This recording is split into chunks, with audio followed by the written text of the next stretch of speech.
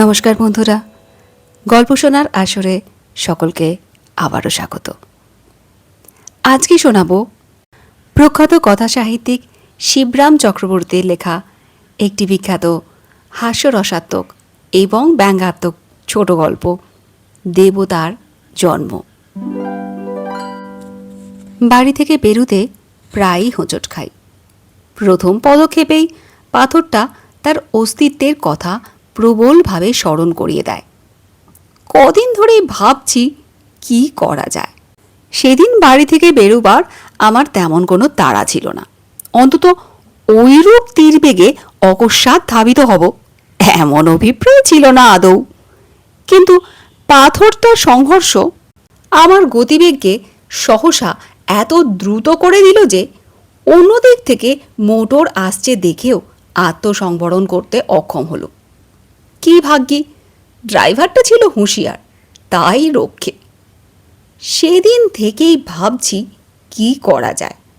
আমার জীবন পথের মাঝখানে সামান্য এক টুকরো পাথর যে এমন প্রতিদ্বন্দ্বী রূপে দেখা দেবে কোনোদিনই এই রূপ কল্পনা করিনি। তাছাড়া ক্রমশই এটা জীবন মরণের সমস্যা হয়ে উঠছে। কেননা ধাবমান মোটর চিরদিনই কিছু আমার পদস্খলনকে মার্জনার চোখে দেখবে এমন আশা করতে পারি না। তাই ভাবছি একটা হেস্তনেস্ত হয়ে যাক, হয় ও থাকুক নয় আমি। ও থাকলে আমি বেশি দিন থাকবো কিনা সন্দেহ হল। তাই যখন আমার থাকাটাই অন্তত আমার দিক থেকে বেশি বাঞ্ছনীয়, তখন একদা প্রাতঃকালে একটা কোদাল জোগাড় করে লেগে পড়তে হলো। একটা বড় গোছের নুড়ি ওর সামান্য অংশই রাস্তার ওপর মাথা তুলেছিল। বহু পরিশ্রমের পর যখন ওটাকে সমূলে উৎখাত করতে পেরেছি, তখন মাথার ঘাম মুছে দেখি আমার চারিদিকে রীতিমতো জনতা। বেশ বুঝলাম এতক্ষণ এদেরই নীরব ও সরব সহানুভূতি আমার উদ্যমে উৎসাহ সঞ্চার করছিল। তাদের সকলের দিকে সপ্রশ্ন দৃষ্টিতে তাকিয়ে জিজ্ঞাসা করলাম, আপনারা কেউ চান এই পাথরটা? জনতার মধ্যে একটা চাঞ্চল্য দেখা গেল, কিন্তু কারো ঔৎসুক্য আছে কি নেই বোঝা গেল না। তাই আবার ঘোষণা করতে হলো, যদি দরকার থাকে নিতে পারেন, অনায়াসেই নিতে পারেন। আমার শ্রম তাহলে সার্থক জ্ঞান করব এবং আমি খুশি হব। জনতার এক তরফ থেকে একজন এগিয়ে এসে জিজ্ঞাসা করলে, এটা খুঁড়ছিলেন কেন? কোনো স্বপ্ন টপ্ন পেয়েছেন নাকি? আমি লোকটার দিকে একটু তাকালাম, তারপর ঘাড় নেড়ে বললাম, না, যা ভাবছেন তা নয়। পাথরটাকে রাস্তার এক নিরাপদ কোণে স্থাপিত করা গেল, কিন্তু আমার কথায় যেন ওর প্রত্যয় হলো না। কয়েকবার আপন মনে মাথা নেড়ে সে আবার প্রশ্ন করলে, সত্যি বলছেন আপনি? কোনো প্রত্যাদেশ টত্যাদেশ? কিচ্ছু না। লোকটার কৌতূহলকে একেবারে দমিয়ে দিয়ে ওপরে এসে মাকে বললাম, 2 কাপ চা তৈরি করতে। আমার জন্যই 2 কাপ। পাথরটার সঙ্গে ধস্তাধস্তিতে কাতর হয়ে পড়েছিলাম, প্রায় প্রস্তরীভূত হয়ে গেছিলাম বলতে কি। এরপর প্রায় বাড়ি থেকে বেরোতে এবং বেরিয়ে ফিরতে নুড়িটার সঙ্গে সাক্ষাৎ হয়।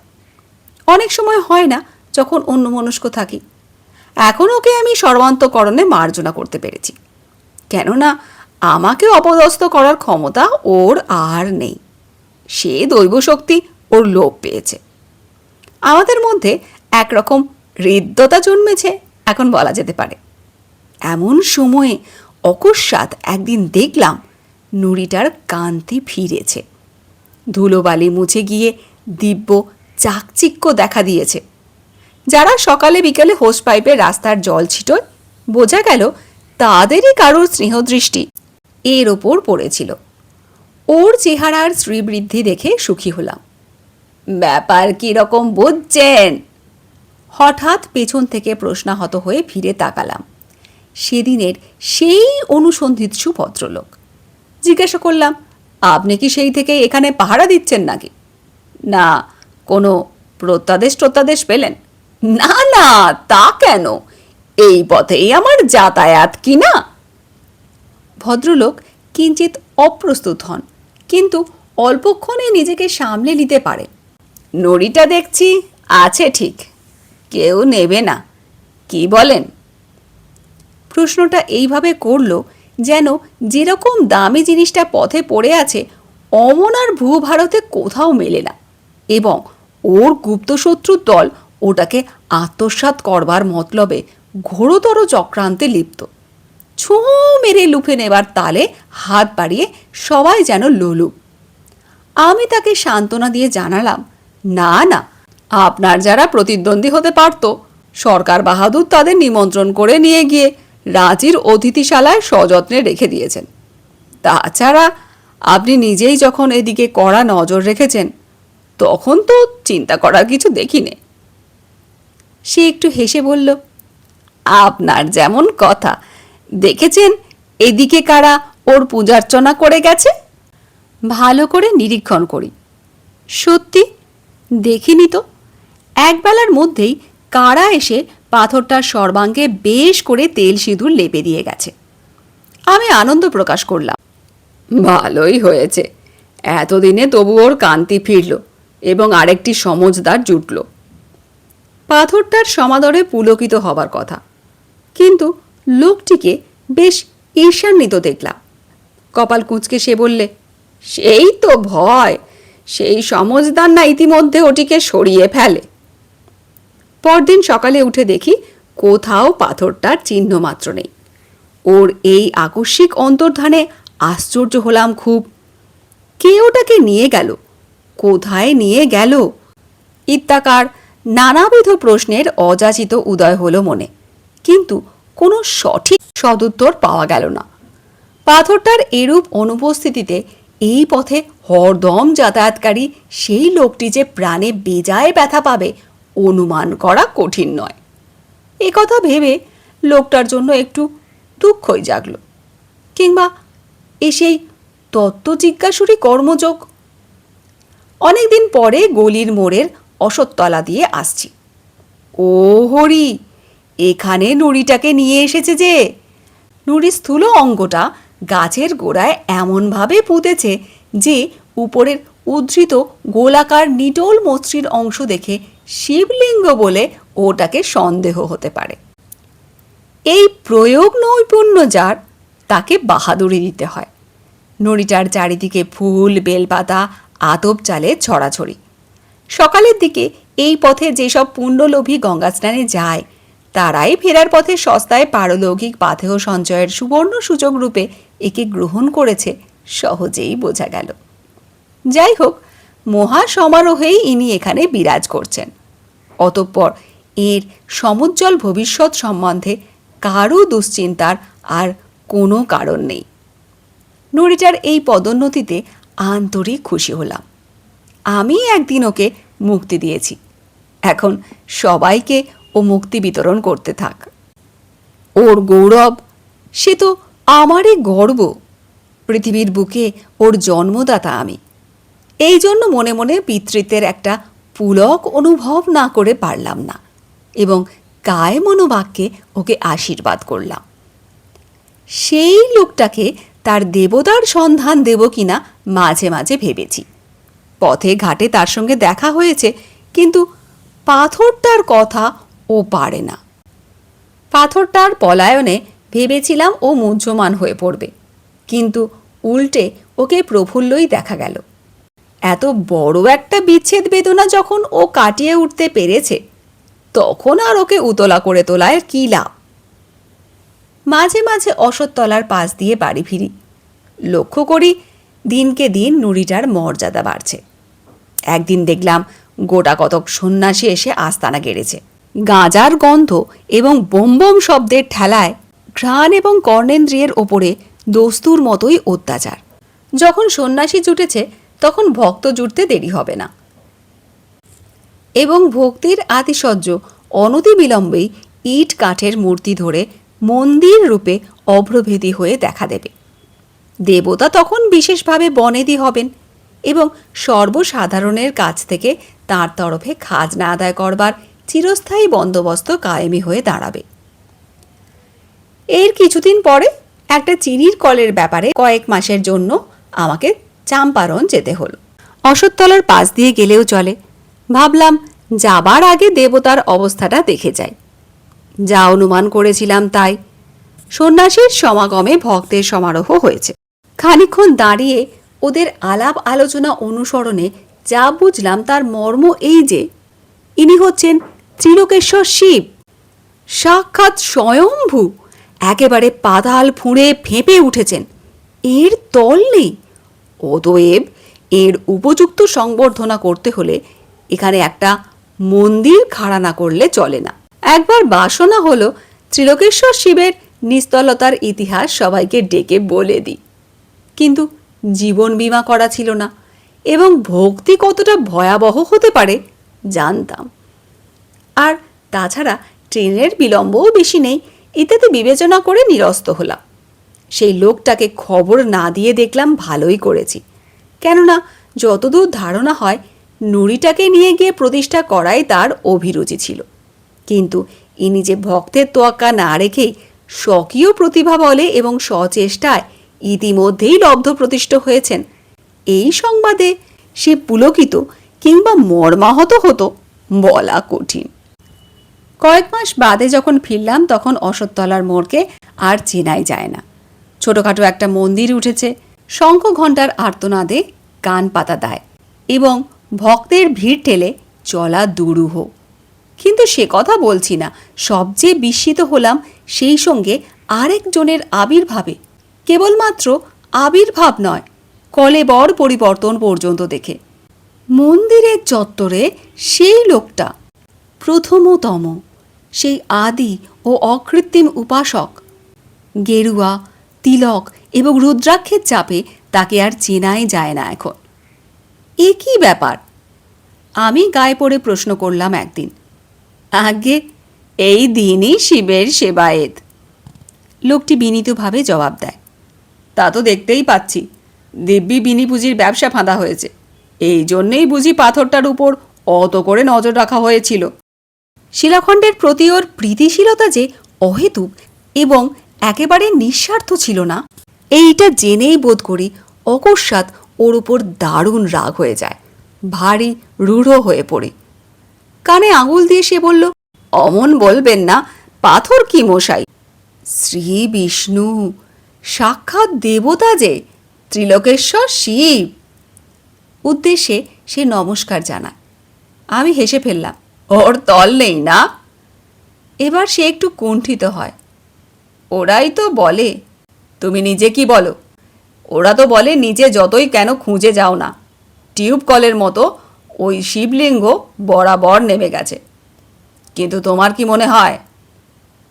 কি জানি, তাই হয়তো হবে। কতদূর শেকড় নেমেছে খুঁড়ে দেখাই না কেন একদিন? জিভ কেটে লোকটা বলল, ওসব কথা কেন, ওতে অপরাধ হয়, বাবা রাগ করবেন, উনি আমাদের জাগ্রত। বটে? কীরকম জাগ্রত শুনি? এই ধরুন না কেন, এবার তো কলকাতায় দারুণ বসন্ত, টিকে নিয়ে কিছু করেই কিছু হচ্ছে না। হ্যাঁ বলো কি, মহামারী নাকি? জানতাম না তো। খবরের কাগজেই দেখবেন কীরকম লোক মরছে। কর্পোরেশন থেকে টিকে দেবার ত্রুটি নেই, অথচ প্রত্যেক পাড়াতেই। কিন্তু আমাদের পাড়ায় এ পর্যন্ত কারও হয়নি দেবতার কৃপায়। আমরা কেউ টিকেও নিইনি, কেবল বাবার চন্নামৃত তো খেয়েছি। এ যদি জাগ্রত না হয়, তবে জাগ্রত আপনি কাকে বলেন? এবার কি জবাব দেব তা চিন্তা করবার সময় ছিল না। আগে একবার এই রোগে যা কষ্ট পেয়েছিলাম এবং যা করে বেঁচেছিলাম, তাতে বাবা ত্রিলোকনাথের মহিমা তখন আমার মাথায় উঠেছে। আমি এখন চললুম, আমাকে এক্ষুনি টিকে নিতে হবে, আর একদিন এসে গল্প করব বলে আর মুহূর্ত মাত্র বিলম্ব না করে মেডিকেল কলেজের উদ্দেশ্যে ধাবিত হলাম। পথে এক বন্ধুর সঙ্গে দেখা, দাঁড় করিয়ে সে বললে, আরে কোথায় চলেছ এমন হন্যে হয়ে? টিকে নিতে। টিকে নিয়ে তো ছাই হচ্ছে, টিকে কিচ্ছু হয় না। তুমি বরং ভেরিওলিনাম 200 এক ডোজ খাওগে কিং কোম্পানির থেকে, যদি টিকে থাকতে চাও। পরের হপ্তায় ওই আর এক ডোজ, তারপরে আর এক, ব্যাস নিশ্চিন্তি। টিকে ফেল করেছে আকচার দেখা যায়, কিন্তু ভেরিওলিনাম নেভার। বলে কি? জানতাম না তো। জানবে কোত্থেকে? কেবল ফোঁড়াফুঁড়ি, এই তো জেনেছ। অন্য কিছুতে কি তোমাদের বিশেষ আছে? আমি হোমিওপ্যাথি প্র্যাকটিস ধরেছি, আমি জানি। বেশ, তাই খাচ্ছি না হয়। কিং কোম্পানিতে গিয়ে এক ডোজ 200 শক্তির ভেরিওলিনাম গলাধ্যকরণ করলাম। যাক, এতক্ষণে অনেকটা স্বচ্ছন্দ হওয়া গেল, হালকা হতে পারলাম। এরপরেই পথ দিয়ে উপড়ি উপড়ি কয়েকটা শবযাত্রা গেল। নিশ্চয়ই এরা বসন্ত রোগে মরেছে। কি সর্বনাশ! ভাবতেও গা শিউরে ওঠে। ওদের থেকে এইভাবে কত লক্ষ লক্ষই না বীজাণু আকাশে বাতাসে ছড়িয়ে পড়ছে। ভেরিওলিনাম রক্তে পৌঁছতে না পৌঁছতেই এতক্ষণে এইসব মারাত্মক রোগাণুর কাজ শুরু হয়ে গেছে নিশ্চয়। হাত পা সিটিয়ে আমার সমস্ত শরীর অবসন্ন হয়ে আসে। এই বিপদ সংকুল বাতাসের নিঃশ্বাস নিতেও কষ্ট হয়। অতি সংক্ষিপ্ত এক টুকরো প্রাচীর পত্রে বিখ্যাত বসন্ত চিকিৎসক কোনো এক কবিরাজের নাম দেখলাম। হোমিওপ্যাথি করা গেছে, কবিরাজি বা বাকি থাকে কেন? যে উপায়ই হোক, সবার আগে আত্মরক্ষা। বিজ্ঞাপিত ঠিকানায় পৌঁছতেই দেখলাম কয়েকজন মিলে খুব ধুমধাম করে প্রকাণ্ড একটা শিলে কি যেন বাড়ছেন। কবিরাজকে আমার অবস্থা বলতেই তিনি আঙুল দেখিয়ে বললেন, ওই যে বাটা হচ্ছে, কণ্টিকারির শেকড় বেটে খেতে হয়। ওর মতো বসন্তের অব্যর্থ প্রতিষেধক আর কিছু নেই মশাই। ব্যবস্থা মতো তাই একতাল খেয়ে একটা রিক্সা ডেকে উঠে বসা গেল। গায়ে যেন জোর পাচ্ছিলাম না, মাথাটা ঝিমঝিম করছিল, জ্বর জ্বর ভাব। বসন্ত হওয়ার আগে এই রকমই নাকি হয়ে থাকে। বাড়ি ফিরে মাকে বললাম, আজ আর কিছু খাবো না মা, দেহটা ভালো নয়। উদ্বিগ্ন মুখে মা বললেন, কি হয়েছে তোর? হয়নি কিছু, বোধহয় হবে বসন্ত। বালাই ষাট বলতে নেই, তা কেন হতে যাবে? এই হত্যকি টুকরোটা হাতে বাঁধ দিকি। আমি 30 বছর বাঁচছি, এই হাতে কত বসন্ত রোগী তো খাটলাম, সেবা করলাম, কিন্তু বলতে নেই এর জোরে কোনোদিন হাম পর্যন্ত হয়নি। নে ধর এটা তুই। 30 বছরে একবার হয়নি তোমার? বলো কি? দাও দাও তবে। এতক্ষণ বলনি কেন? কিন্তু এই এক টুকরোয় কি হবে? রোগ যে অনেকটা এগিয়ে গেছে, আমাকে আস্ত একটা হত্যুকি দাও, যদি তাতে আটকায়। হত্যুকি তো বাঁধলুম, কিন্তু বিকালের দিকে শরীরটা বেশ ম্যাজ ম্যাজ করতে লাগলো। নিজেকে রীতিমতো জর্জরিত মনে হলো। আয়না নিয়ে ভালো করে পর্যবেক্ষণ করলাম। মুখেও যেন দু একটা ফুসকুড়ির মতো দেখা দিয়েছে। নিশ্চয়ই বসন্ত। তবে আর বাঁচন নেই। মাকে ডেকে দেখালাম। মা বললেন, মার অনুগ্রহ নয়, ব্রণ। আমি বললাম, ও হুঁ, ব্রণ নয়, নিতান্তই মার অনুগ্রহ। মা বললেন, অলক্ষণে কথা মুখে আনিস নে, ও কিছু না। সমস্ত দিন ঘরে বসে আছিস, একটু বাইরে থেকে বেরিয়ে আয়গে। এরকম দারুণ ভাবনা মাথায় নিয়ে কি বেড়াতে ভালো লাগে? লোকটা বলেছিল ওরা সবাই চরণামৃত খেয়ে নিরাপদ রয়েছে, আমিও তাই খাবো নাকি? হয়তো বা চরণামৃতের বীজাণুধ্বংসী কোনো ক্ষমতা আছে, নেই যে, তা কে বলতে পারে? হ্যাঁ, ওর যেমন কথা, ওটা স্রেফ অ্যাক্সিডেন্ট। কলকাতার সব বাড়িতেই কিছু আর অসুখ হচ্ছে না। তাছাড়া মনের জোরে রোগ প্রতিরোধের শক্তি জন্মায়। মারিরও যেখানে মার, সেই মনের জোরই ওদের পক্ষে একটা মস্ত সহায়। কিন্তু ওই যৎসামান্য পাথরটাকে দেবতা জ্ঞান করার মতো বিশ্বাসের জোর আমি পাবো কোথায়? এইসব যা তা না করে সকালে টিকে নেওয়াই আমার উচিত ছিল। হয়তো তাতে আটকাতো। এখনই গিয়ে টিকেটা নিয়ে ফেলবো নাকি? টিকে নিলে শুনেছি বসন্ত মারাত্মক হয় না, বড় জোর হাম হয়ে দাঁড়ায়। আর হামে তেমন ভয়ের কিছু নেই, ও তো শিশুদের হামেশাই হচ্ছে। না, যাই, মেডিকেল কলেজের দিকেই বেরিয়ে পড়ি। টিকে নিয়ে অশ্বত্থলার পাশ দিয়ে ফিরতে লোকটার সকালের কথাগুলো মনে পড়ল। হয়তো ঠিকই বলেছে সে। সত্যি এক জায়গায় গিয়ে আর কোনো জবাব নেই, সেখানে রহস্যের কাছে মাথা নোয়াতেই হয়। এই তো আজ বেঁচে আছি, কিন্তু কাল যদি বসন্তে মারা যাই তখন কোথায় যাব? শেক্সপিয়ারের সেই কথাটা, সেই স্বর্গমর্ত হোরাসীয় একাকার করা বাণী, না, একেবারে ফেলনা নয়। এই পৃথিবীর, এই জীবনের সুদূর নক্ষত্রলোক এবং তার বাইরেও বহুধা বিস্তৃত অনন্ত জগতের কতটুকুই আমরা জানি, কটা ব্যাপারেরই বা বৈজ্ঞানিক ব্যাখ্যা দিতে পারি। যতই বিজ্ঞানের দোহাই পারি না কেন, শেষে সেই অজ্ঞের সীমান্তে এসে সব ব্যাপারীকে নত মুখে চুপ করে দাঁড়াতে হয়। মন্দিরের সম্মুখ দিয়ে আসতে ত্রিলোকনাথের উদ্দেশ্যে মনে মনে দণ্ডবধ জানালাম, প্রার্থনা করলাম, বাবা, আমার মূঢ়তা মার্জনা করো, মহামারীর কবল থেকে বাঁচাও আমাকে এই যাত্রা। খানিক দূর এগিয়ে এসে ফিরলাম আবার। না, দেবতাকে ফাঁকি দেওয়া কিছু নয়। মুখের ফুসকুড়িগুলো হাত দিয়ে আঁচ করা গেল। এগুলো ব্রণ না বসন্ত? এবার মাটিতে মাথা লুটিয়ে প্রণাম করলাম, বললাম, জয় বাবা ত্রিলোকনাথ, রক্ষা করো বাবা, বম বম। উঠে দাঁড়িয়ে চারিদিক দেখলাম, কেউ দেখে ফেলেনি তো?